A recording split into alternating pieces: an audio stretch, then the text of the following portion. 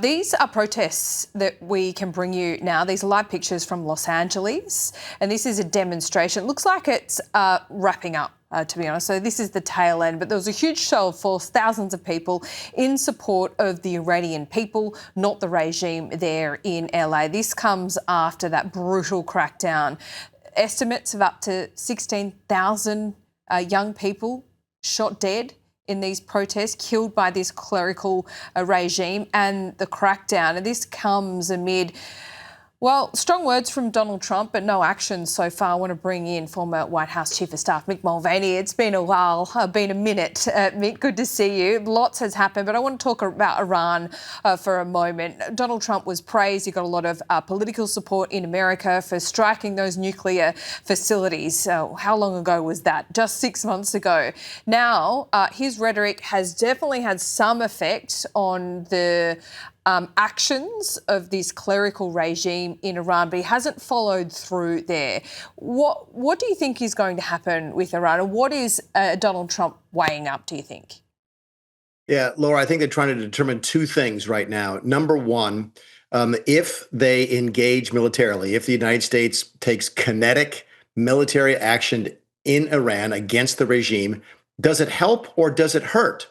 I mean, keep in mind, yes, it might help get rid of the Ayatollahs, but does it really help move Iran better, that make them better, or is it something even worse going to take over? So I think there's that consideration to be made. And the other one is this, is do you have the ability right now to do the sort of military action that you want?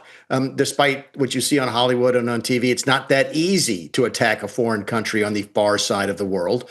And the U.S. might need to be moving some assets into the area in order to better affect a military intervention. I expect them to do something. I really, really do. I think it's one of those things that it's a once in a generational type of opportunity to change the arc of history and to replace one of the most awful and repressive regimes in the world, and also one of the sources of much of the conflict in the world. If you can solve the Iranian problem, not only does the Middle East become a better place, but the rest of the world becomes better as well. So I think the Trump administration is looking for the right opportunity. They're just not ready yet. You're certainly flooding the zone early in 2026. There's the Greenland issue. There's the peace board. He's appointed people to the peace board that Israel doesn't necessarily agree with. And then you've got the ICE issue. It's really splitting the MAGA base. So I want to just show our viewers and you what Joe Rogan has had to say about ICE. Especially a woman in the face, right? Where it's like, I'm not that guy. I don't know what he thought. And again, this is a guy who had almost been run over, but it just looked horrific to me. I mean, when people say it's justifiable because the car hit him, it seemed like she was kind of turning the car away.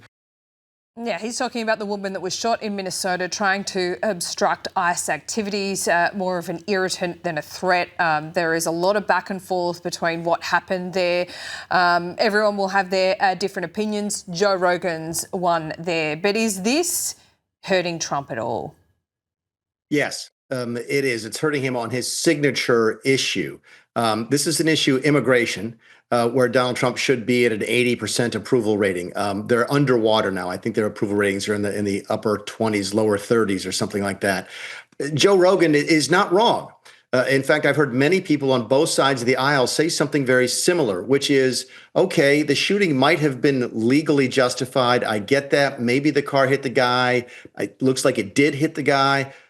But is the penalty for that death? That's really what people, I think, are struggling with right now, saying, look, I'm not for the protesters. I like ICE. I like the immigration, but this is wrong. This woman should not be dead. And the administration is having a real difficult time dealing with that. Keep in mind, the Secretary of Homeland Security, Kristi Noem, came up the night of the shooting and said that this woman was a domestic terrorist. That has not gone over very well in this country, Laura. The guy that shot Charlie Kirk was a domestic terrorist. The guy that drove a car into a crowd of people in Charlottesville several years back was a domestic terrorist. This looks like it was a protester trying to get away. Was she impeding an arrest? Yes. Was she probably breaking the law? Probably. But does she deserve to be dead is a question we are struggling with right now. And the Trump administration is coming out on the short end of that discussion. Yeah, Minnesota, obviously blue territory as well. The midterms will be here in a hot minute. It's in November of this year, but we know that time seems to fly by when it comes to politics and elections in America. Should we see these raids and then, you know, we can see what happens here. The National Guard is sent in. Should we see that through this political context and how this might affect turnout in the midterms? Oh, sure. Listen, I was in Congress. I ran and won for Congress 4 times. And I got to tell you, I've talked to men and women, Republicans in the House, who are just struggling with this mightily because they're torn now. If Donald Trump comes out and says that this victim, Renee Good is her name, was a domestic terrorist, they either have to agree with that and upset sort of the middle voters, the swing voters, or disagree with that and upset the MAGA base. It's never a good idea for the president of either party and the folks running on his party ticket in the midterm to be on a different page. But Donald Trump is making it very, very difficult for Republicans to sort of reach out to those swing voters that they need in that midterm election. It's not that different in any country. It's just going to be particularly focused this year. And my guess is, Laura, there'll be more chaos before there's less. We haven't even talked about Venezuela or what's getting ready to happen in Cuba, and goodness knows what happens tomorrow. Yeah. Well, your guess is as good as mine, Mick. Before I let you go, Kevin Rudd over the break has announced that he's going to step down from his role as ambassador in March. Now the government is looking to appoint someone else. What should they be keeping in mind as they select a new candidate, do you think? Yeah, Donald Trump doesn't care about politics. He didn't like Kevin Rudd because Kevin Rudd was from a left-leaning party. He didn't like Kevin Rudd because he didn't like Kevin Rudd. Donald Trump can get along with people regardless of what their politics is.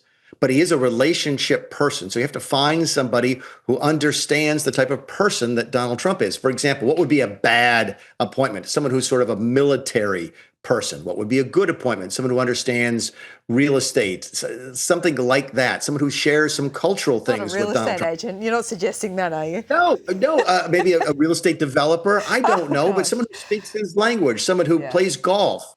Someone, look, yes, he's the president of the United States, but look, we all deal with people that we like differently than people that we don't. And he didn't like Kevin Rudd. So if the Albanese government wants to try and find somebody to send, they need to find somebody who can at least understand and relate to Donald Trump, not someone who comes into Washington, D.C. trying to convince him that he's wrong all of the time. Yeah, well said. Mick Mulvaney, good to see you.